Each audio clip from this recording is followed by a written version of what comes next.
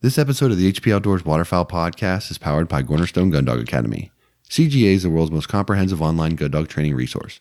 They've got over 160 instructional videos that includes everything that you need to take a 7-week-old puppy to a finished gun dog. Visit cornerstonegundogacademy.com to sign up for the free preview module and begin your training journey today. Cornerstone Gun Dog Academy, the most advanced gun dog training resource on the web. You are listening to the HP Outdoors Waterfowl Podcast, episode 154.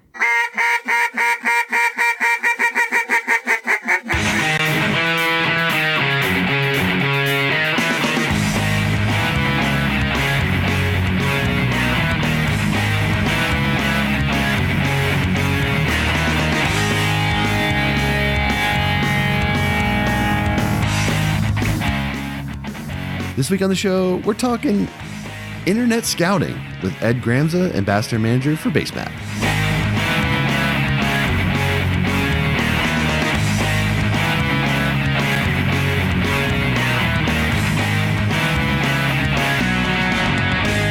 All right. Welcome to episode 154 of the HP Outdoors Waterfowl Podcast. I'm your host, Josh Palm, and this week we are brought to you by Lucky Duck. About the only creature that they can't deceive is you. Lucky Duck's more than a brand. It's a lifestyle built around the subtle art of critter deception. So while you're focused on the business end of your shotgun, rifle, or know that they're completely focused on what matters most, you. Whether you're in the duck blind, dove field, predator stand, or chasing turkeys, they're confident that their products will help you succeed. Check out their full lineup at luckyduck.com. You can also follow them on Facebook and Instagram and Twitter for all the latest information. Joining me this week, as he always does, Dan Harushka. Dan, what's up, brother? I know you always wait for it, but I think we're getting our first cold front after these next few hot days. Oh yeah, I've been totally waiting on cold fronts, man. Just Friday. I'll tell you. This year takes the cake, man. I mean, like legit calls for cold fronts are as early as I can ever remember seeing them. Like it's just. I saw some places in Montana got like 40 inches of snow already. Did you see that? I saw just a dusting in September. No. I think my Montana weather is completely derived from whatever Brady Davis puts on his social media. So him and Matt McCormick, if they're getting snow, I know it's snowing in Montana. If they're not, then I don't know. Yeah, Ted gives good snow updates too. He does. But I had to look it up today, and there were some, I assume higher in the mountains probably, but yeah, some 40 inches and definitely a lot over 2 feet. I saw one guy on Instagram had, he had a bag of Skittles, and it was 2.5 bags of Skittles tall was how deep the snow was on top of his car. It's pretty scientific. That's very in-depth research there. I'll tell you what else is scientific. Gunner kennels. They're engineered for your dog, designed for travel, and built for your peace of mind. The G1 kennel set a new industry standard and put Gunner in a category all its own. They're started to protect your pet, continues to be at the center of everything they do. And they're dedicated to building the best and safest pet travel crate on the market because man's best friend deserves man's best kennel. Check out their G1 series of kennels and accessories at gunnerkennels.com. Also do want to take a minute to thank Dunn Sporting Goods for their support of the show. They're a family-owned and operated business located in Peevely, Missouri and Marion, Illinois. They've got over 60 years dedicated to providing the outdoorsmen with the best deals on hunting and fishing gear. Check out their selection at shopduns.com, as well as follow them on Facebook and Instagram at shopduns for weekly specials and giveaways. Also, thank you to Eukanuba. Out in the field, how you've prepared determines how you'll perform. With balanced fat and protein to support peak condition, Eukanuba premium performance dog food enhances strength, energy, and endurance. So when the pavement ends and the truck doors swing open, you and your dog are ready for anything. Strong focus, ready for anything. That's Eukanuba Dog. And finally, thank you to Duck Camp. Our new friends over at Duck Camp have joined HP Community. They make high-quality hunting apparel, their own camouflage patterns, and premium fabrics. These guys are shaking up the industry with their more modern take on hunting apparel. They make super nice, lightweight, midweight, and heavyweight hunting shirts, perfect for the blind, back at camp, or out on the town. We've had a chance to check out their 3-layer ultralight rain jacket, and that thing's definitely pretty sweet. It breathes unlike most rain jackets out there, and it's also got a great camouflage outer shell that's good for cold hunts, perfect for early season hunts when it's warm. You can layer up under it in the later season as it gets colder. Packs into its own pocket. It's perfect for blind bags. Check it out over at duckcamp.com. All right, Dan, we're talking internet scouting with Ed Gramza from BaseMaps this week. And I tell you, we talk about this in the interview, but I'm a huge fan of BaseMap. I've tried a lot of the different apps out there. And when it comes down to the balance of features, price, and reliability, it checks all the boxes for me, man. Straight up. It's been the most user-friendly, affordable, and reliable version of an app that I've used to this point, and I've been really, really happy with it. Yeah, like you said, user-friendly, like being able to get in, and it's just a natural feel to it. If you're tech savvy in the least bit, you can get through it with ease.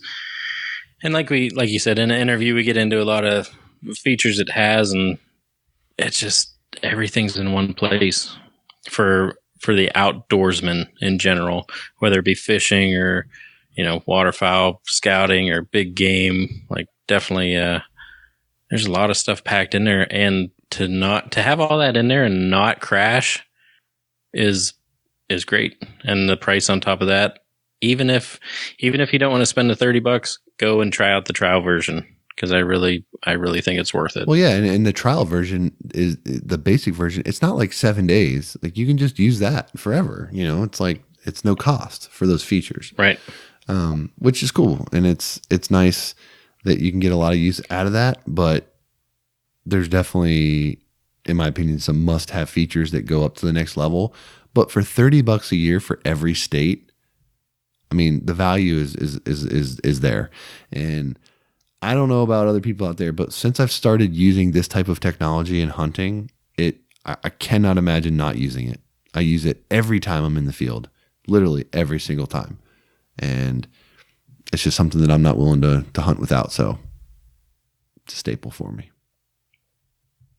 There you go. Hey man, it was good seeing you this last weekend. Yeah, we actually got to hang out a little bit. That was pretty neat.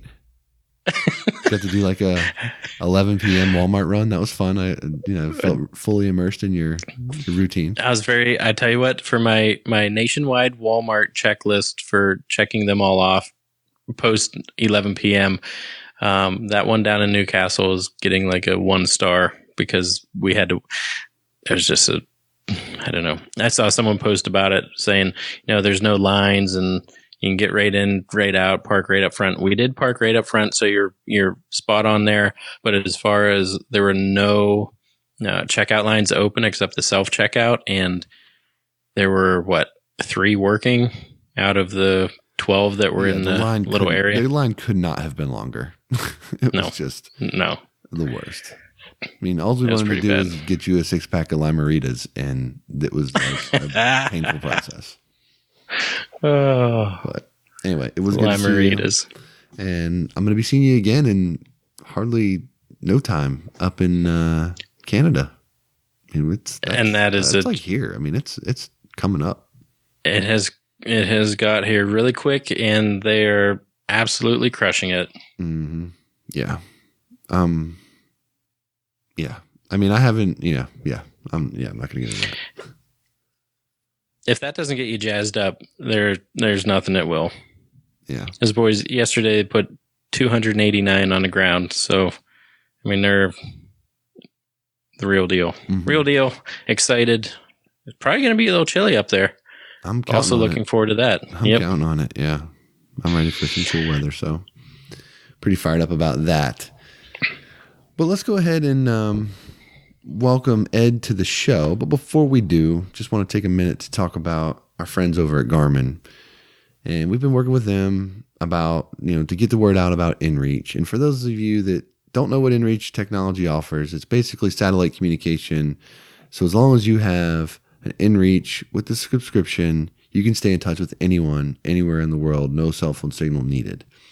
So basically through the device, you can send and receive custom messages or preset messages, navigate your route, get weather forecasts, track and share your journey with others. And if necessary, if you get in a bad spot, you can trigger an SOS message and communicate with a 24/7 global emergency response center. Basically all 100% covered across the globe. And while they're great for everyday communication and two-way messaging in the field, the true value here is that the peace of mind is that when you're out in the field, the peace of mind can stay with your wife or your loved ones, that you're going to be protected. They're going to be able to see where you're at if they don't hear from you. They know that you have a way to communicate with emergency response folks if you find yourself in a bad spot. If you know, we hope obviously the goal here is to never put yourself in a position where you'd have to use that SOS button. But if you did, you only need a device like this, or you can incorporate it with like your GPS map 66i type device if that's what you use. But you can text buddies, tell them you're okay, tell them you're going to be meeting at camp later, whatever. All of that on your body all the time. So it's sort of a unique peace of mind there. Man, I want to say, so this will be coming out. It'll be October. Like we said, it's starting to get cold. Friday night's going to be low in the 30s here. This is when things start to get dangerous, especially if you're on water. And I feel like I'm speaking for both of us when I say this. Kind of one of our missions is to go an entire waterfowl season without hearing about someone passing away when it can be avoided. So between PFDs or devices like InReach that could literally save your life, we're going to talk about it as much as possible. So take care of yourself, take care of your loved ones. Like you said, you can track people even if it's your last breadcrumb that you drop. And if you get in a sticky situation, people know where to look for you. We talk about, when cell phones get wet and you can't use them, you can't call for help. A device like this can literally save your life. Well, I talked about it a couple weeks ago. The nice thing about this is you don't have to be afraid to mash that SOS button. You can cancel it. If you mash it because you think you're in danger and you figure your way out, you just cancel it and it's all good. Like there's no need to risk it. And we talk about not putting yourself in position to, be in a dangerous thing. Everything that we do in the elements is inherently dangerous to certain levels. Part of making smart decisions is ensuring you have an effective communications plan available to you. So if you're going to the back country, for an example, for a elk hunt or whatever, and you don't have a way to communicate, that's not very smart. If you're going out in the middle of the Chesapeake Bay or the Great Lakes, somewhere far offshore hunting birds or whatever, if you get stranded out there or your boat capsizes or something and you find yourself in the water, you have no way to communicate, that's a very bad situation, right? So you got to have those contingency plans in place for the worst possible scenario that you hope you never have to deal with. And I'll even take it a step further. A lot of folks that work in the outdoor field could benefit this. Maybe it's a way that you can help your employer, get these in place for you and you can use it in your personal time as well, potentially. But, if you're a guide, if you're, one of these wilderness firefighters or somebody that works out on like a remote rig of some kind, there could be applications for you with this type of thing as well. So, hopefully our talk about this service and this device and the capabilities of it will, if nothing else, help you think more proactively about how to be safe and make smart decisions during the hunting season. Amen, brother. I really hope that we go this full year without hearing about something sad happening. Yeah. Unfortunately, I'm not going to hold my breath because it's just one of those things where it seems like it's inevitable, but hopefully keep our fingers crossed. But anyway, all right, enough on that. Let's go ahead and talk some apps and some tech and base maps with Ambassador and Manager of BaseMap, Ed Gramza.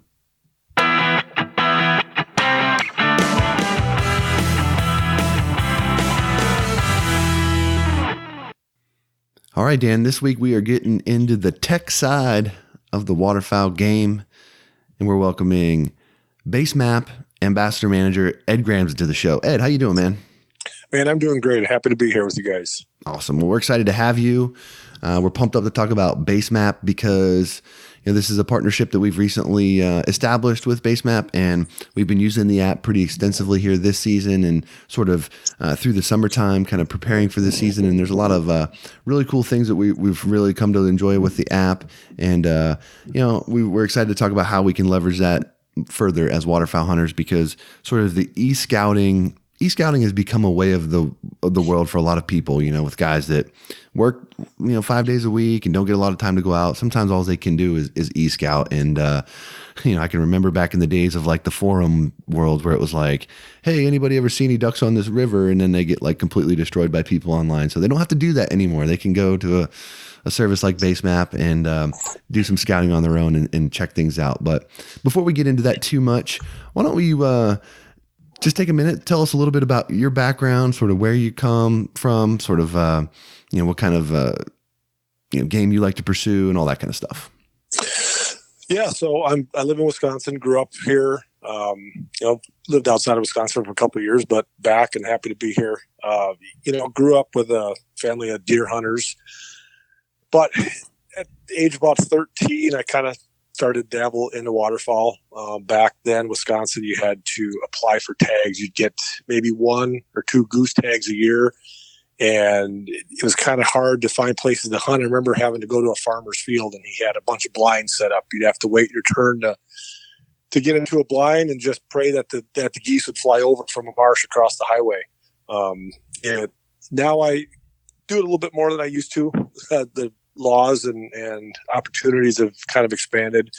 Done some waterfowl hunting in North Dakota. Haven't been back there in a while, but it's definitely a little bit different than when I was a kid. Also do a lot of big game, whitetail, elk, mule deer, antelope. Just shot a big bear a couple weeks ago. That was my first time doing that. So there's not much I don't dabble in as far as hunting. I want to ask you, because I know that, we've been friends for quite a while and always talk, and I know that your season dates are really weird for like turkey, right? And all kinds of splits. Is the waterfowl kind of the same? For waterfowl, we get early goose from September 1st to I think the 14th or 15th, and then there's the teal season. Then it opens up. You can shoot 5 birds a day. 5 geese a day for early, and then you can shoot 2 after that. Duck just opened here, I believe it was last Saturday. Then we get a split. We do have a week off. Then I think there's another week off sometime later in the season. Yeah, it's a little bit different than it used to be, but yeah, we've got some splits in there. Yeah, your turkey season's just wicked. Turkey's a mess. Spring turkey's a mess. You get 1 week. You have to buy. You get 1 week. What? I tell you what, you crushed my question though, because I was going to say, I interviewed Carson Wentz. Wentz beat the Packers. Packers hate the Bears, and you just killed a giant bear. So I was gonna have you talk about that story, because you've been putting in for that tag for like 8 years or something, right? It's been a while. Yeah, it took me. I applied for bought points for 8 years to get that bear tag. Gee. And then on the third day of the hunt, I shot a 440-pound bear. Wow. Man, yeah, he's a monster. Awesome. That's awesome. What kind of mount are you doing there? Half mount. I originally wanted to do a rug, but he had a big white V on his chest, so I got talked into a half mount. Half mount was actually cheaper than a rug, believe it or not. Wow. Really? So that's cool. Awesome. Yeah. So 440 live weight, I assume? Yep. 440 Is that, live. what kind of meat poundage do you get off that? I think I have about 200 pounds of meat. I finally just on Saturday got all the sausage and stuff that was made. I think I've got 200 pounds of bear meat in the freezer right now. Oh my gosh. It's insane. Wow. That's awesome. Yeah. That's so cool. It tastes good. The thing, it's so funny. Like it's just awesome to hear like a successful story after putting in for so much time and, the effort to go into that. It's just like, just so awesome. I always fear, it's like you see these guys that put in for, Arizona elk tags and stuff, they put in forever, and it's like you may only get one crack at it, and then if you go and don't have success, the hunting itself is great, but like not harvesting something, there is a part of that when you work that hard for the tag itself that goes into it. So I'm sure that harvest feels a little better than maybe some of the other ones. Man. Let me tell you, it was a rough hunt. The day before I shot it, I sat in a thunderstorm in the tree for 5 hours, braving the weather, waiting for a bear to come out, and didn't see a dang thing that day. And then literally the day that I shot the bear, I was in the stand from, about 45 minutes before sun up. There was a bear in the bait before it was light enough. And then this bear came out 10 minutes before the day ended, and that was it. I got out of the stand once to use the potty and sat there all day. It was a long day. Yeah, that's a grind, no doubt. But patience and perseverance pays off. So nice job. It did. Thank you. So let's talk a little bit about BaseMap sort of at a higher level now, because I can tell you, obviously this is a space that's becoming more competitive, right? And this is something that a lot of hunters rely on. And depending on where you're at in the country and where you hunt, like I'll use myself for an example. Here in Virginia, getting access to private land is brutal, depending on where you're at, and can be almost impossible in certain areas. So, the ability to know a landowner's name, their contact information, sort of how you can reach them, or their farmhand or whoever, like that is key to being able to get access to some tough spots. And, these apps and, stuff like BaseMap has made this, an incredibly valuable resource for the hunter. Talk a little bit about BaseMap and sort of how it separates itself from the others in the space, and just kind of, why BaseMap is sort of surging in the market, because, I'm seeing it more and more in forums that I check out and Facebook groups and things. I'm seeing BaseMap is it's a name that people are throwing out more and more often. For anybody out there that maybe hasn't tried it yet, what would you say to them as far as, what would be the biggest points of giving BaseMap a try? Well, I mean, the probably the number one point right now is the pricing. I mean, you hit it on the head. There's a lot of competitors in this market space right now. I mean, BaseMap's been around for a couple of years, but you never heard of it. Back, June, July, they really started turning on the marketing machine here and getting it known to hunters in the world. But yeah, our biggest advantage right now is pricing. I mean, you're talking about $30 a year for all 50 states of, for information, private landowner information, public lands, a ton of different base maps and layers. So pricing is probably the biggest one right now. Yeah, $30 for everything, and I would tell the people to go and try out the basic version. Just get on there and try it out. There's definitely a ton that you can at least get your feet wet, right? Yeah, I mean, there's a free version that'll give you GPS tracking, locations. You can draw stuff on there. You can download one offline map. You can save 50 waypoints. There's a lot you can do in the basic one, but yeah, for the $30, you get everything. Yeah, I'll tell you, one of my favorite features that I've used thus far on BaseMap, and frankly, like once I realized that it was a thing I could do, I do it almost every time I use it now. Is everyone here, listening is probably familiar with Google Maps, at least to some extent, and how you can drag that little orange dude and drop him on like a road. And you get like the street view of what's going on. Mm-hmm. And in some of the areas where I hunt, there's a lot of really good coverage from that. And why that's been so important for me is I can take a look around and see like, what's the access like to that spot? Like, can I pull my vehicle off over there? Is it, because again, when I go to a landowner, I want to know or have an idea like, hey, how about this area right here? Would you mind if would that be an acceptable place for me to park, as an example? Or would that cause you any, heartburn or whatever? Just understanding what the access looks like on the street. Like, how busy is that road? Like, if I got to drag a deer, for example, out to my truck, is it going to be a problem for the landowner because I'm going to go by like two neighbors' houses or whatever, that piece alone to me, and the fact that I can do that for free. And yeah, I could probably have Google Maps open in another window and like kind of navigating between the two. But the fact that it's integrated to me is huge. Yeah. I mean, it is kind of cool that we have the Google Earth and Google Maps integrated into this. I mean, it works well on the desktop platform or on mobile. But yeah, to have that additional information, at the click of a button is kind of neat without having to switch between apps. Can you tell Josh about having no cell phone coverage? Because it seems like everywhere he goes, he doesn't. He doesn't it's not have just me. it. It's every other Sprint subscriber in the world. Okay.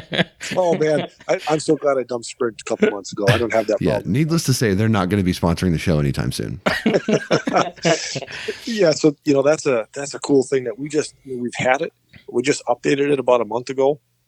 It used to be that you could download like basically one offline map and have it active. Now you can download unlimited offline maps to varying sizes. I mean, you could have a giant map with lower resolution, or you could really zoom in and have a smaller map but really high resolution and greater detail. So when you download or cache the maps now, they're all active at one time. So if you've got a large area, they're all going to be active at one time. You don't have to switch between which one is active. Just when you get out in the field, you can put it into offline mode, and it basically turns off the cell signal to the app, but it still uses your GPS, so you can track where you are in real time and still have the information. Yeah, I mean, cell service. that's massive. Because when I go into these areas where I hunt some of them, I mean, I'm like, again, there's a spot that I deer hunt that I'm literally within 15 miles of the nation's capital. And my cell phone, you would think I'm in the middle of freaking Afghanistan. It does not connect. And my phone, the battery just gets crushed when it's searching for signal like that constantly. Right. So it's when I'm out doing when I'm out scouting, or I got to go hit like a couple different cameras, right? It's so awesome to be able to just throw my phone in airplane mode, save the battery draw, and just use that like a straight up GPS. And, the fact that when I go out there and I'm in offline maps modes and I'm throwing down markers for my trail cameras or whatever it is, blind sights, whatever it is that I'm doing, when I come back and I boot up my laptop, because I like to go back and take a look, because I upload a lot of photos to it, right? Like I'll take pictures on my phone and then I'll upload that to the app and use that instead of like random, there are times when there's like places I want to scout and I'll put like a tree stand or some sort of marker. But then when I get out there, if I see sign that I like, I'll take a picture of it instead of like a rub sign. I'll take a picture of it of the rub. So I get, it's better context ready for me and recall and things like that. Being able to go back on the desktop and see those plugged in is huge. So the fact that all that syncs up and everything is just awesome, and it's one of those things where I'm sure, a lot of the GPS companies out there are not thrilled about that, because it really does make your phone sort of an all inclusive, all encompassing tool. Well, obviously our biggest competitor has some chips that you can throw in a handheld GPS. A company like BaseMap is turned off from that because sales of the handhelds, the Garmins and whatnot, have gone way down because of introduction of apps like this. Mm-hmm. I mean, this is what people are really starting to rely on versus a small handheld GPS. Yeah, and I think that's why you're probably seeing, we've done some work with Garmin, and they're getting so much, they're doing so much expansion into what you can do with the watch and what you can do with the InReach system and things like that. Because it is everyone's going to carry their phone with them, right? And it's just one less thing, and it just makes sense. So it's sort of like the point and shoot camera. Point and shoot cameras are historically the lower end point and shoot cameras aren't really a thing anymore, because every cell phone's got incredible camera on it with high quality. So it's sort of that adaptive process that allows certain companies to flourish and others don't. So I was just going to ask, the one thing that really caught my eye was the kind of the hunt research and being able to, I think, what is it, an extra $10 a year, and getting season dates, especially for guys that travel, throughout the country or, state to state, if you're near a state line. That's something that, you're always is in the back of your mind. If I go over to Ohio, or if I go down with Josh in Virginia or whatever it is, like those dates are, where's that packet, or where's that? I have to look it up, and being able to have that on there as well is pretty, I think it's pretty neat. Yeah, you get a lot of information.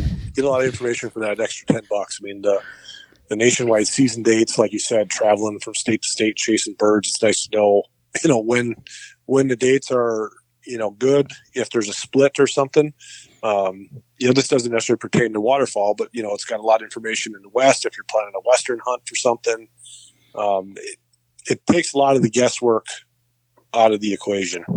Yep. And that's another thing, the last time I went out to Colorado, having those,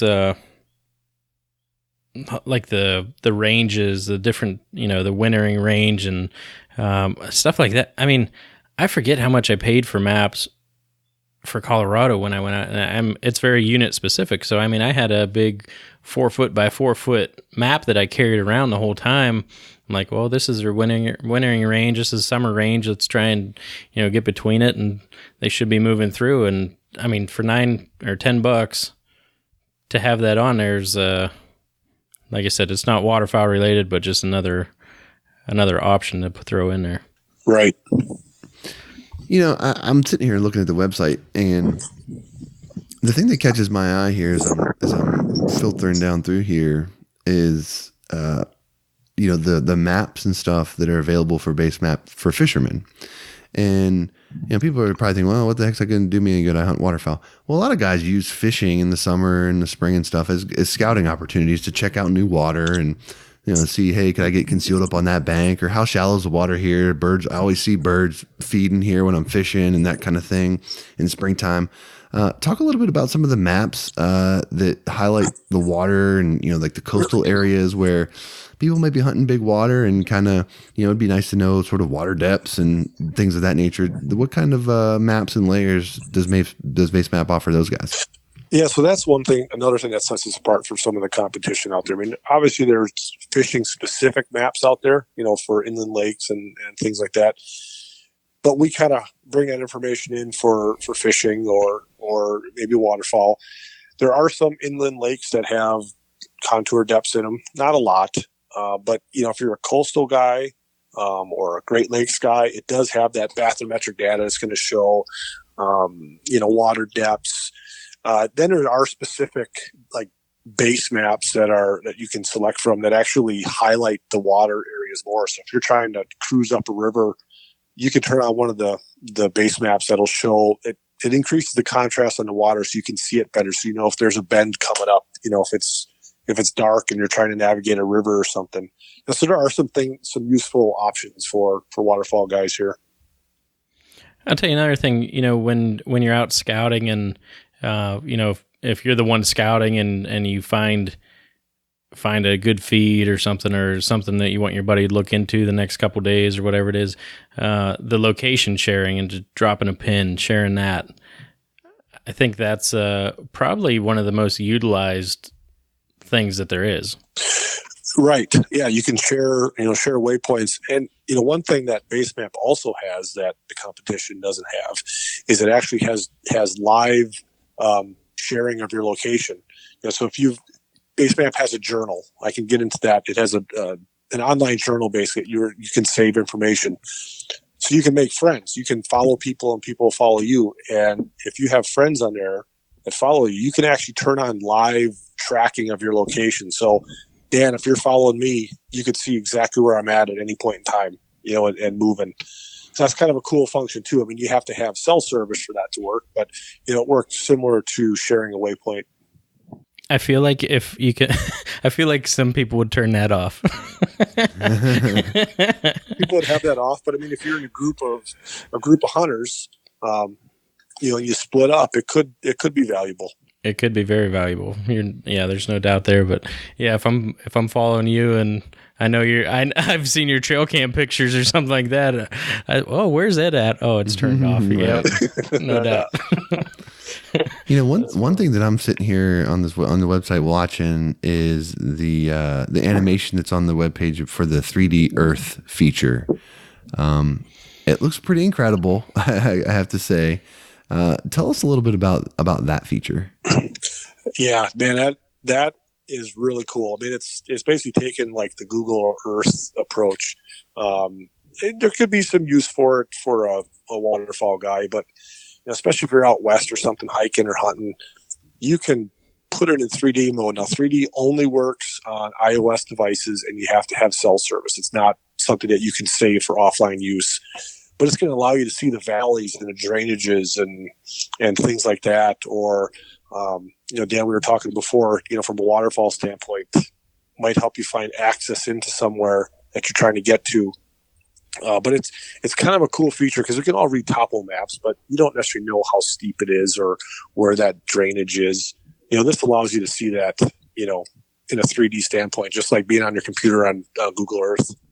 Yeah, I mean, I can see this being helpful if you're, how many times have you been sitting there scouting for birds and you see them flying, and all of a sudden they just start dumping in some place, and then you can't see over the ridge line. Like, maybe it's the field slopes off, or there's like a low spot in the field. So like, it's one of those where you drive by it every day and you never see birds, and then until the day you see them actually flying in there, and you're like, wait a minute. You pull up something like this, and you don't have to try to like figure out the topo maps or whatever. You can just look, and it shows in a 3D setting. Oh, okay, there's a depression. Especially like if you're hunting places where they're big fields, right? I mean, if it's like, kind of where we hunt, fields are typically a little bit smaller. But if you're hunting big, wide open country where there's drainages and things or whatever, where little pockets of water are forming and where birds are collecting, it could be a really useful tool to sort of quickly identify, all right, what am I dealing with out there? Is that a place where I could set up? Like, what's the access look like? Can I get my trailer in there or whatever? A lot of different things, a lot of different pieces of information that you could glean from something like that pretty quickly. Right. Because, I mean, we all look at Google Earth and look at this, the terrain, the 3D view. And, it's kind of nice to have it integrated in the app at your fingertips. Yeah. Live where you are right now. What's BaseMap's philosophy on updating? That seems like one of the biggest questions is like how up to date is it? I'm checking my property and I built a deck 2 weeks ago and it's not updated yet. Like, when's that going to be updated? Yeah, that's a good question. I mean, it really comes down to satellites. Okay, how often are satellites taking a picture? I mean, the base maps might be a couple years old. They could be brand new. It really depends on how often they want to buy or update that information. As far as updates in general, BaseMap updates their private landowner information quarterly. Some of our competitors out there do it once a year. We do it once a quarter. So we try to be as up to date as possible, but at the same time, we're only as up to date as the information that we're getting. So if a county, a town, whatever it may be, has old information, unfortunately, that's what we've got as well. But yeah, we update it quarterly to try to be, stay on top of changes out there.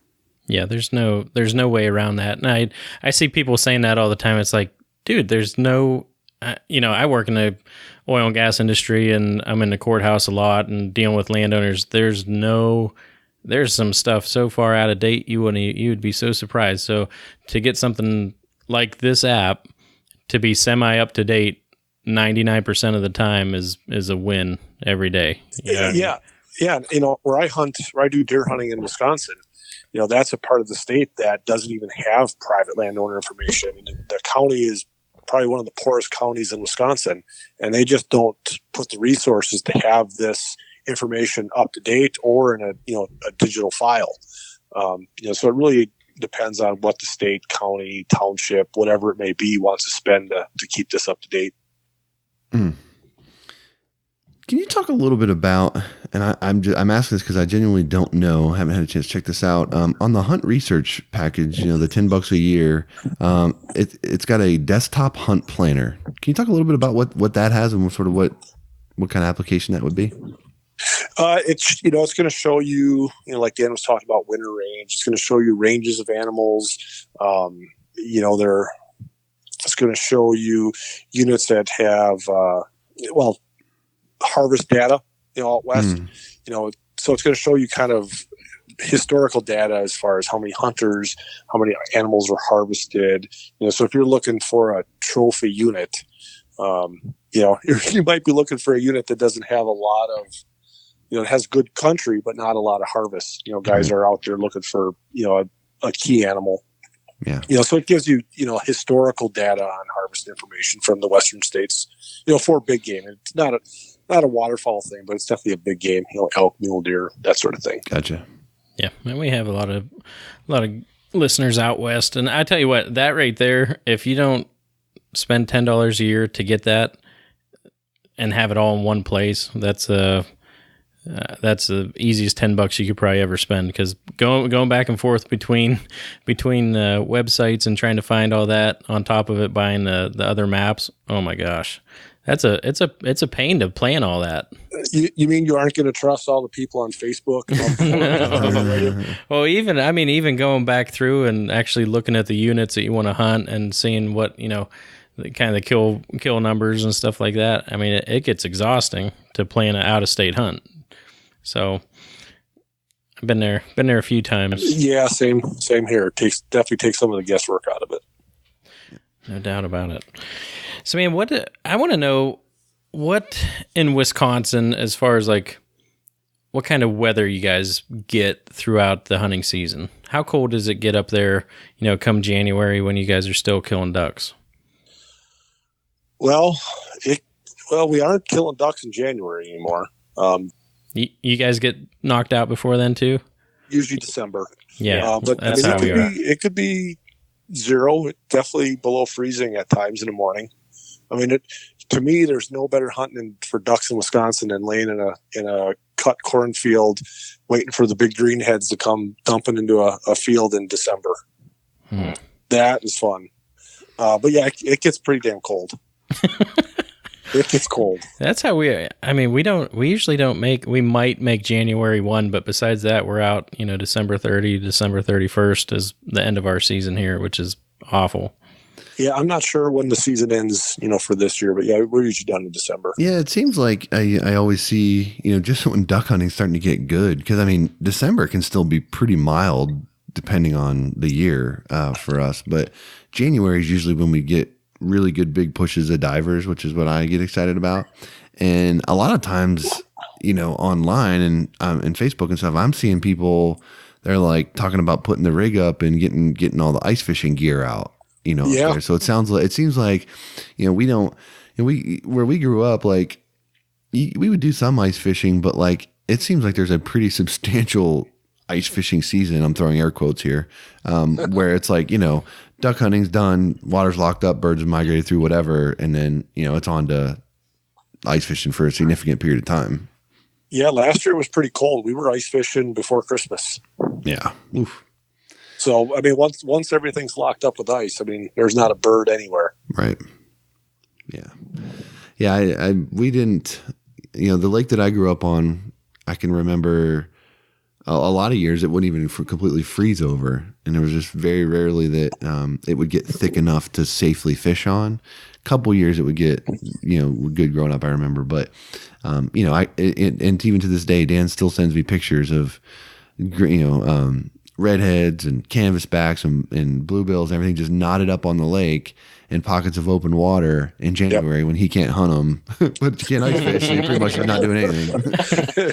Yeah, we don't have that problem because we get feet of ice. We don't talk about inches. We talk about how many feet of ice. That's wild. Yeah, that's crazy. Now I'm sitting up. It's warm in shorts and t-shirt. I'm just thinking about greenheads coming into cut fields. Not here because we don't get that many greenheads in cut fields, but definitely, season's starting to open up and just getting pumped for the whole bit. Yeah, I mean, there's definitely more and more birds here every day. Not necessarily ducks, but man, there's a lot of geese flying around right now. Well, we're recording this on what's today, September 30th, right? And Dan and I are, what are we, like 17 days away-ish, 18 days away from being in Canada? Yep. So we're getting ready to be in some cold weather, which is going to be much needed. I think this week we're going to hit like 94, 96 here in Virginia. So I'm pretty much over that, ready to be cold for a while. But, yeah, it was 86 here today. Yeah. And then it's supposed to be in the 50s the rest of the week. Yeah, it's crazy. Yeah. I think, Monday or today, tomorrow, Wednesday, the last hot days of the year, it looks like, because everything after that's high 60s, high in the 50s. Nights are, I think this Friday, getting down in the 30s. There you go. Yeah. Yeah, man, I miss my time that I've spent in North Dakota chasing birds. I mean, it's always been middle to end of October when it's cold. Yeah. And birds are just coming like crazy from the north. Yeah. Hopefully they stay up for a couple more weeks. Yeah, a couple more weeks is all we need. They're hammering them up there, so I think we're looking to be in pretty good shape, though. I'm pretty fired up about that. I'm jealous. So Ed, I want to talk maybe a little bit just social media and I guess how you got involved in the ambassador management and how you kind of see social media going over the last few years. Oh boy, man, you're opening up Pandora's box. A little bit, yeah. And you know it. You know, I don't know. I don't know how I got into the management side of it. I mean, there was a company out there, I won't mention their name, that kind of got me into it. Worked with them for quite a few years. So right now I'm doing advanced management for two different companies, BaseMap and Zeiss Optics, and definitely keeps me busy in the industry. So social media is, I don't even know where to go with this. I think it's both good and bad for hunting right now. I mean, there's a lot of good, but there's a lot of bad. It's kind of nice to share your stories and your pictures and talk about your hunts and relive your hunts, and not just have 35 millimeter photos that you share and scan. But there's just so much nonsense out there right now. People trying to be something that they're not. It's kind of hard to weed through the BS and find out who's real and who's not.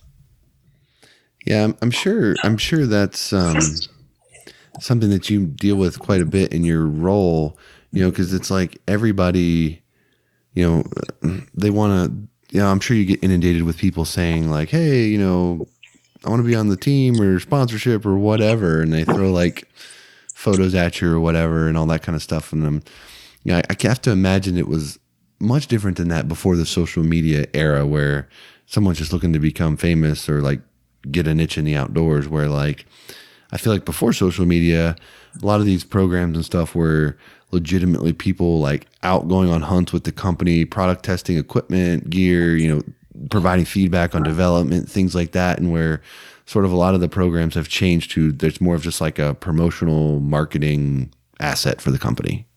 Yeah. I think that, the whole pro staff moniker is definitely mistaken for what it is. People think pro staff, a lot of people think professional.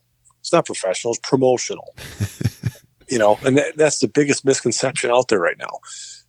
I mean, I think you're right that back in the day, it was a lot of the people out there doing a lot of product testing, going on hunts with the companies. But now it is more geared towards, let's be honest, cheap and/or free marketing. Yeah. Okay. I'm going to give you an app to use for a year, and I want some photos to use to help promote it. And we expect you to help promote it. What does that cost us? Nothing. Okay. And what are we getting? A lot of free advertising, a lot of free word of mouth.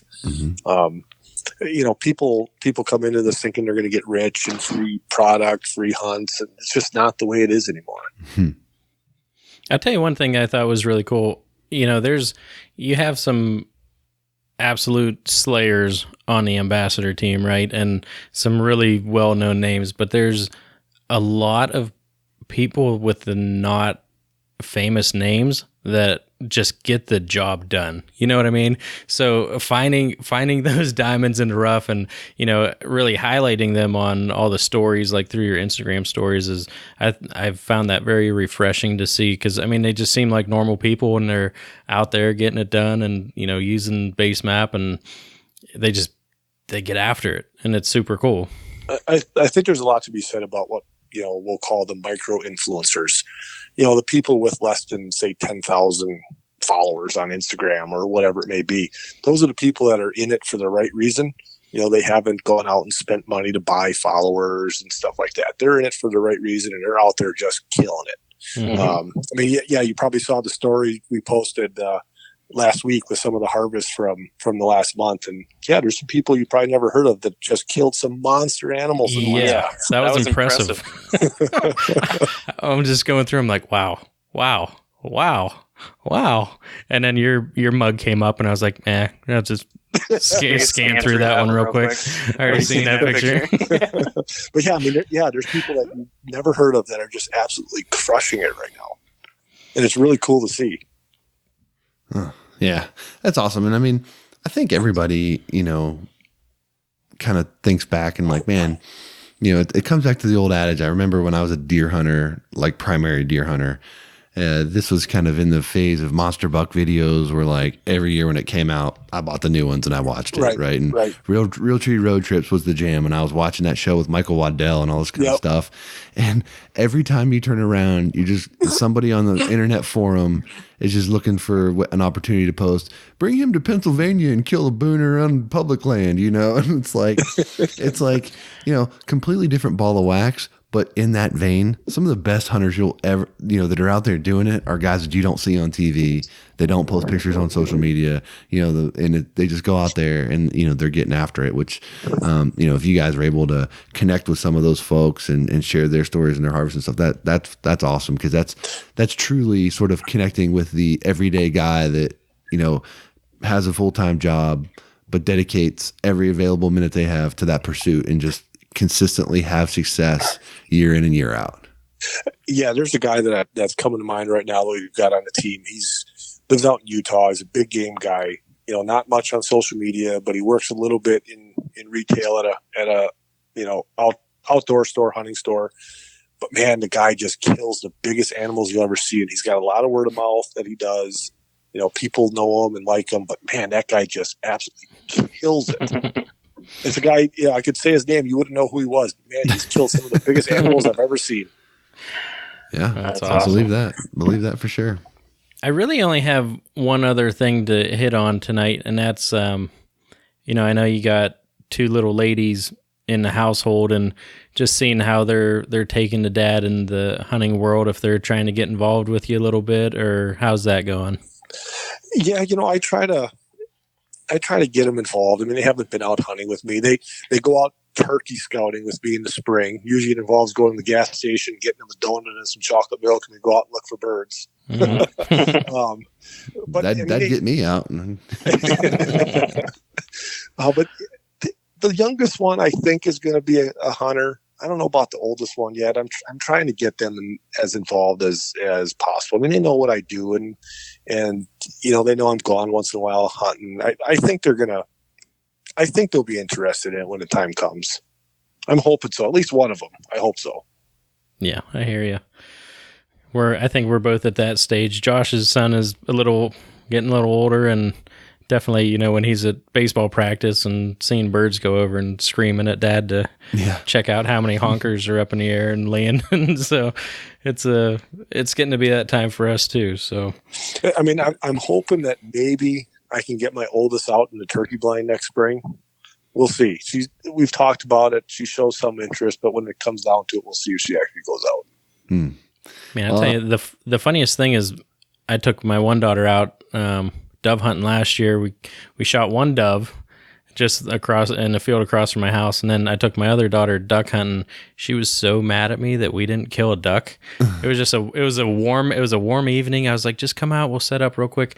Dude, she was like angry. Like we got home and she went and like wouldn't talk to me the rest of the evening. I'm like, what is going on? Well, you got something when you took Kelly out, but not me. And I'm like, oh, okay, that's where we're at right now. So I'm like, all right, one upper, but I try as often as I can to, if I do kill something, to bring it home so they can see the dead animal and understand that, hey, this is where we're getting our meat from.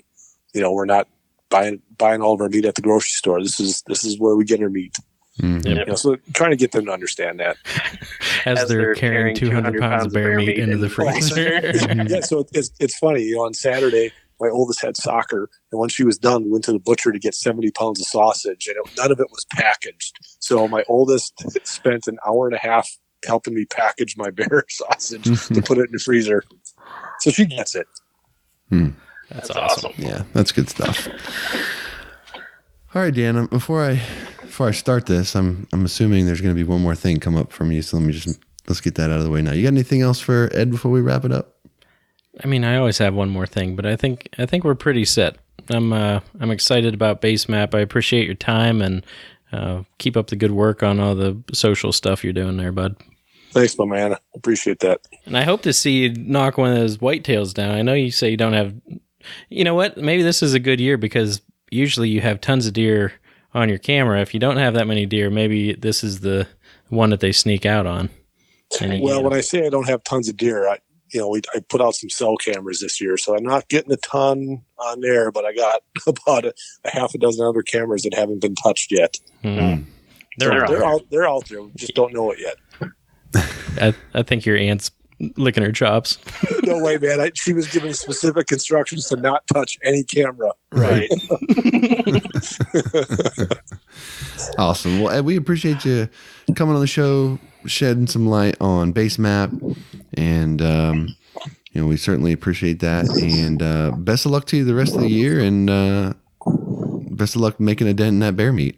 Yeah, same to you guys. I appreciate the offer to be here. It was a good time.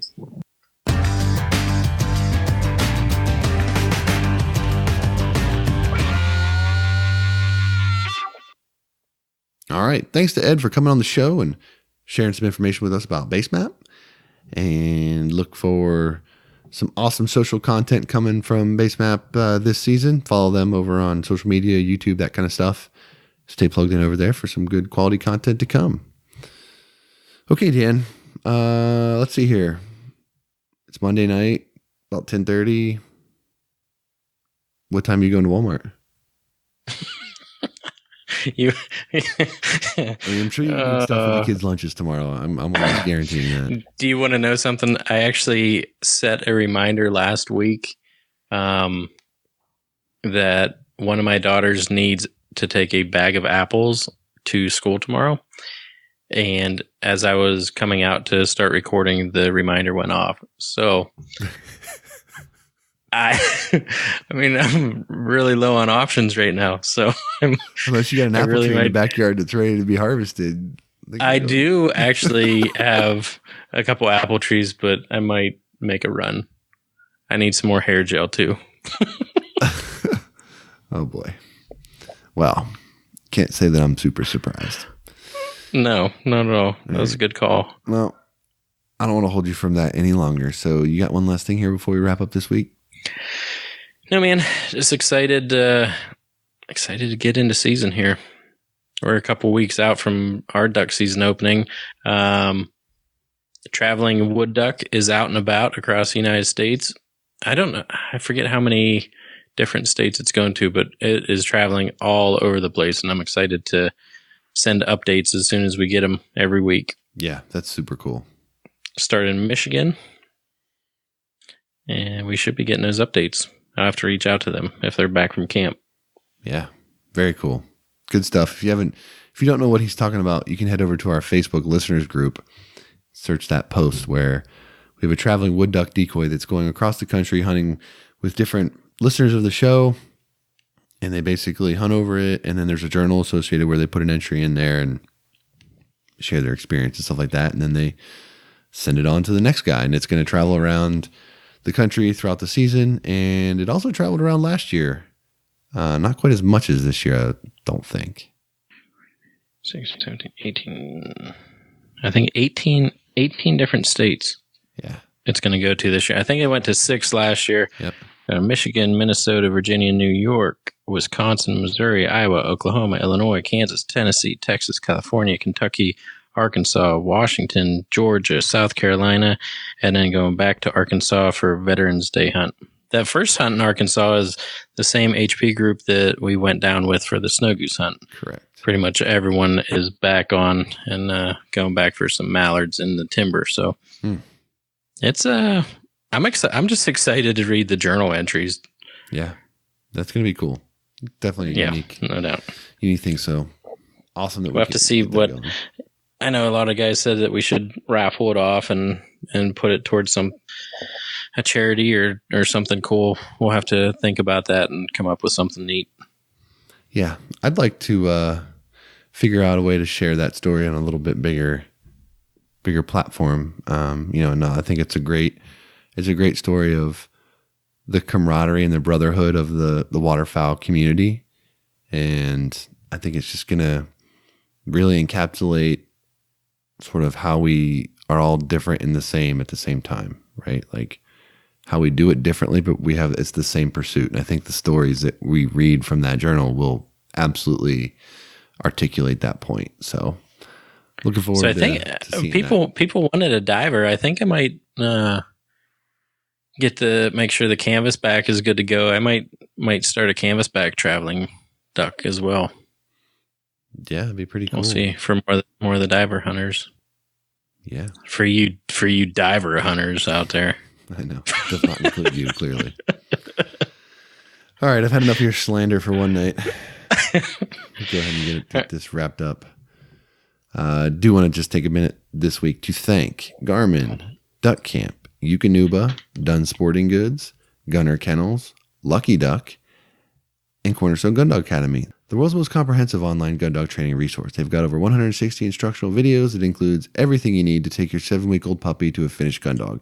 Visit cornerstoneGunDogAcademy.com, sign up for their free preview module, and begin your training journey today. Cornerstone Gun Dog Academy, the most advanced gun dog training resource on the web.